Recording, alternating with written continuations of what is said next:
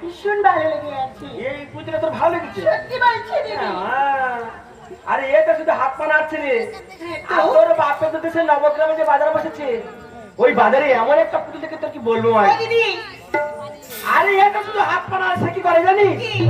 খাওয়ালে খাবে, কথা বললে কথা বলবে, কথা বলবি? হাঁটালে হাঁটবে, হাঁটালে হাঁটবে, ছোটালে ছুটবে। ছোটালে ছুটবে। আর তোর মতো সুন্দরী মেয়েকে দেখলে না একেবারে গপ গপ করে হাম খাবে। বাবা সে হাম খাচ্ছ? ও বাবা, হাম খেয়ে গেলে তার হাম খাবে।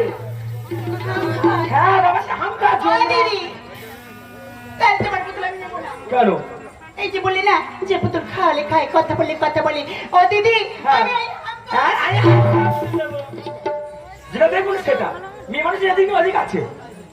শোন, হাম খাওয়া পুতুল যেগুলো নিয়ম আছে, কি? যার পুতুল তার নিজেকে যাচাই করে কিনতে হবে। চার পুতুল তার নিজে যাচাই করি। হ্যাঁ। ও দিদি, তাহলে আমি যাবো। হ্যাঁ, তাহলে আমি যাবো। নিজে তো বাড়িতে একটা শর্তে, কি? তোর পিতাকে না জানিয়ে যদি তোর মায়ের কাছ থেকে অনুমতি নিয়ে আসতে পারিস তাহলে আমি তোকে নিয়ে যেতে ও পারি। দিদি, তুমি ঠিকই বলেছো।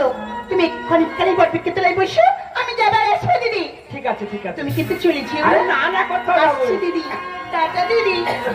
ঠিক আছে, আয়, আয়।